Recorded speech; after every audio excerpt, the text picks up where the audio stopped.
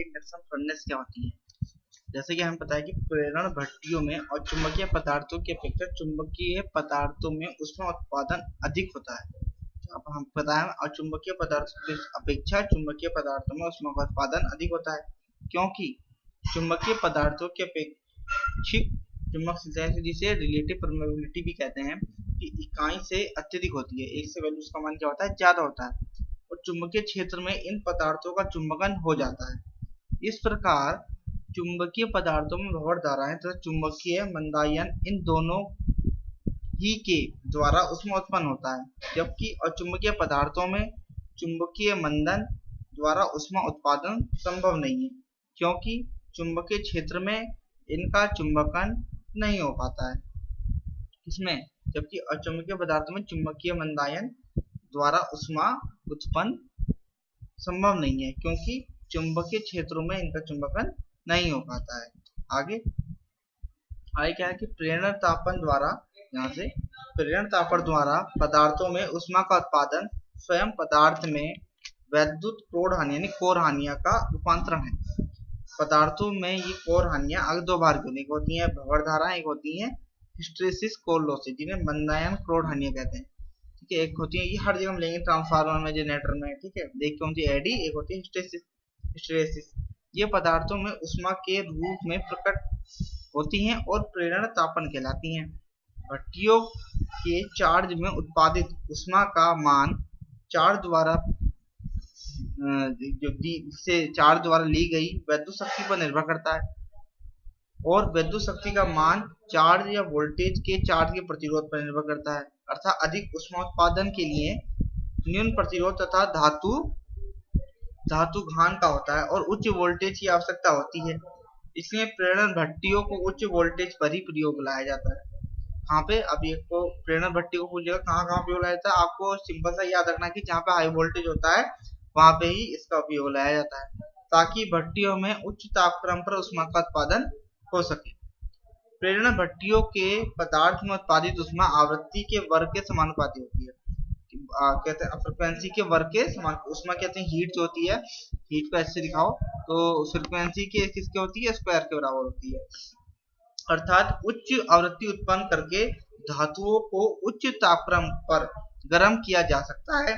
इसलिए उच्च आवृत्ति की उच्च वोल्टता प्रदाय द्वारा, यानी कि जो भट्टी के द्वारा भट्टियों में उच्च प्रक्रम तापक्रम पर अधिक ऊष्मा उत्पन्न की जा सकती है। ठीक है, तो इसमें क्या करते हैं हम, ज्यादा क्या कहते हैं हीट देते हैं, फ्रिक्वेंसी देते हैं, तो फ्रिक्वेंसी से ज्यादा फ्रिक्वेंसी करने से क्या होता है, जो एटम्स होते हैं मटेरियल के वो वाइब्रेट करने से घर्षण उत्पन्न होगा, घर्षण से क्या हो जाएंगे, वो गर्म हो जाएंगे। अब देखते हैं प्रेरण भट्टियों का वर्गीकरण। पहला प्रत्यक्ष प्रेरण भट्टियां, दूसरा कौन सी होती है, पहले कौन सी प्रत्यक्ष, दूसरी कौन सी अप्रत्यक्ष। और प्रत्यक्ष में भी दो कौन सी, core type direct induction furnace, और इसमें भी दो टाइप में इसके, एक हॉरिजॉन्टल, एक कौन सा वर्टिकल, और एक कोरलेस, एक है कोरलेस।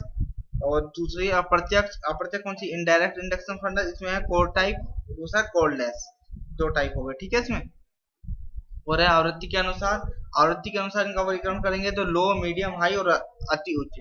पहले कौन सा है 10 साइकिल पर, इस साइकिल को किसमें बदलोगे, f1/t करके आप फ्रीक्वेंसी में बदल सकते हैं। 10 साइकिल, 50 साइकिल, यानी कि एक साइकिल, और हाई में 500 साइकिल, और अति उच्च में क्या कहते हैं 1 किलो साइकिल, जैसे 100 किलो साइकिल तक। अब हम सबसे पहले देखते हैं क्षैतिज, कहते हैं horizontal core type direct induction furnace. ठीक है, इसमें ये डायग्राम देख लीजिए, ये है आपका डायग्राम। यहाँ पे क्या होगा, यहाँ से हम इसी सप्लाई देंगे, इस कोर के द्वारा फ्लक्स यहाँ से यहाँ जाएगा। अभी फ्लक्स कैसे जाएगा, क्यों जाएगा, क्या कहते हैं इधर उल्टा जाएगा, सीधा जाएगा, ये सब आप कहाँ पढ़ते हैं, ट्रांसफार्मर में पढ़ते हैं। इनकी फुल डिटेल आपको कहाँ मिलती है, जब आप सेकंड ईयर में ट्रांसफार्मर पढ़ के आते हैं, उस चीज में ही आपको पूरी जानकारी दी जाती है। ठीक है, आपको बस यहाँ बताया जाएगा इसका स्ट्रक्चर कैसा होता है, ये ऐसे ही क्यों बनाया जाता है। ठीक है, प्राइमरी साइड है, ये कौन साइड है, सेकेंडरी साइड है। तो वो 4.4 फिगर है, इसमें हम देखें में प्रेरण भट्टियों की संरचना तथा कार्य सिद्धांत कोर टाइप ट्रांसफार्मर के समान होता है। केवल ट्रांसफार्मर की द्वितीयक कुंडली के स्थान पर विद्युत रोधी पदार्थ की बनी हुई एक क्या कहते हैं इसे, कहेंगे क्या कहते हैं एक एक कहते हैं इसे हिंदी में लिखा मूसा।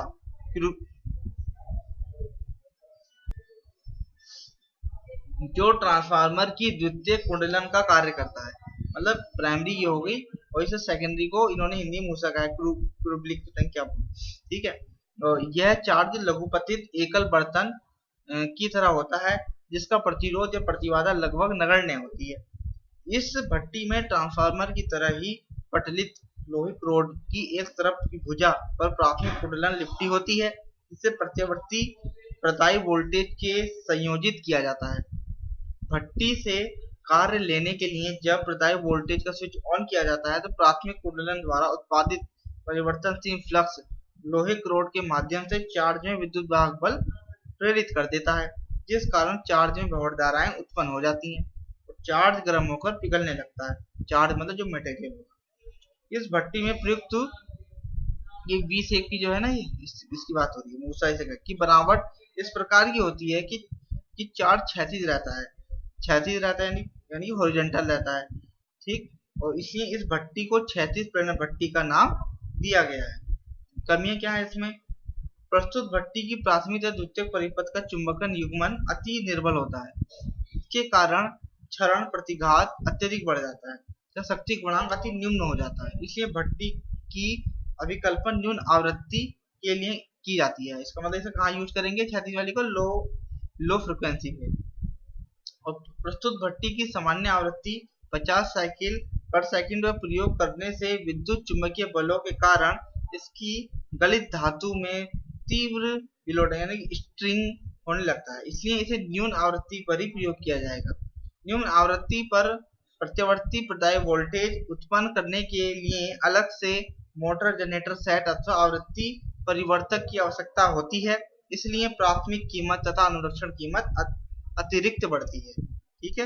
ये कमियां हैं इसकी कुछ। ये इसमें एग्जाम में आपके जैसे इस बार एमसीक्यू होने वाले हैं तो उस हिसाब से हम पढ़ रहे हैं कि एमसीक्यू में क्या पूछेगा आपसे। एमसीक्यू में इस बार ये पूछेगा कि आवृत्ति के अनुसार कितने भागों में डिवाइड किया, तो आप कहेंगे 4। कौन कौन सी रेंज में होती है? 10 से 20, 50 से 100, 100 से 150, 150 से 1 किलो से 100, ऐसे इस तरीके से आप याद कर लेंगे।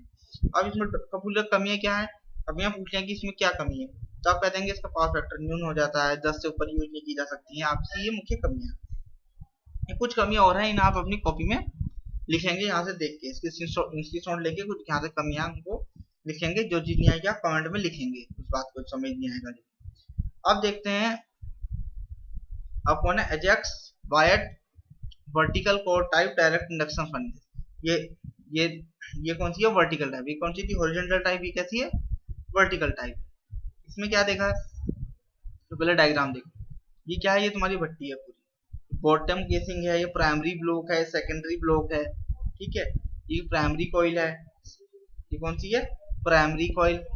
कवर है इसके, स्पॉट है, यहाँ से मटेरियल डाला जाएगा, मटेरियल चार्ज ट्रांजिएंट बोर्ड है, ये ट्रांसाइट बोर्ड है। अब इसमें क्या है?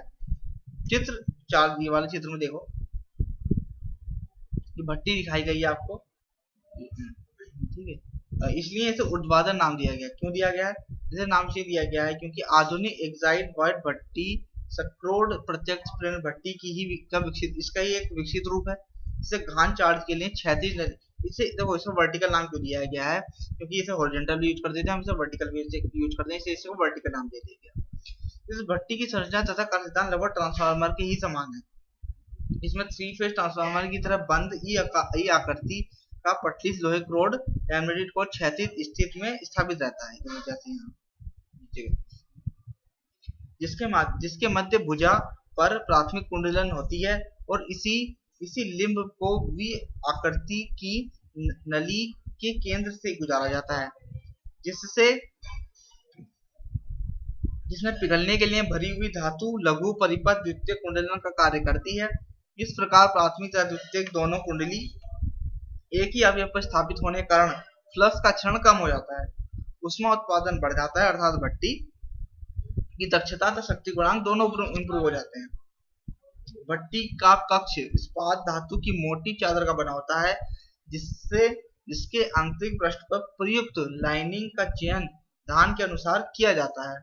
भट्टी के ऊपर कहते हैं हिज टाइप या उष्मा कुचालक पदार्थ का ढक्कन स्थापित रहता है, जिसे आवश्यकता अनुसार घास डालने के लिए एक पक्ष से उठाकर, मतलब जब भी हमें कोई मटेरियल डालना होगा पिघलाने के लिए, वो ऊपर से ढक्कन हटाएंगे, डाल देंगे।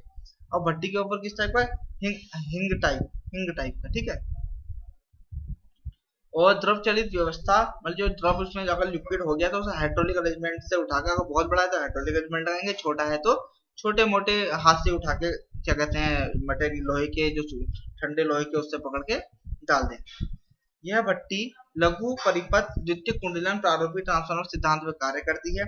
इसे नाली, मूसा या वी भाग का गहन क्षेत्र पतला होने के कारण उच्च प्रतिरोध की लघु पथित एकल बढ़ता वाली कुंडली का कार्य करता है, और उच्च प्रेरित धाराओं के कारण गहन में ऊष्मा उत्पन्न होती है, जिससे गहन पिघलने लगता है।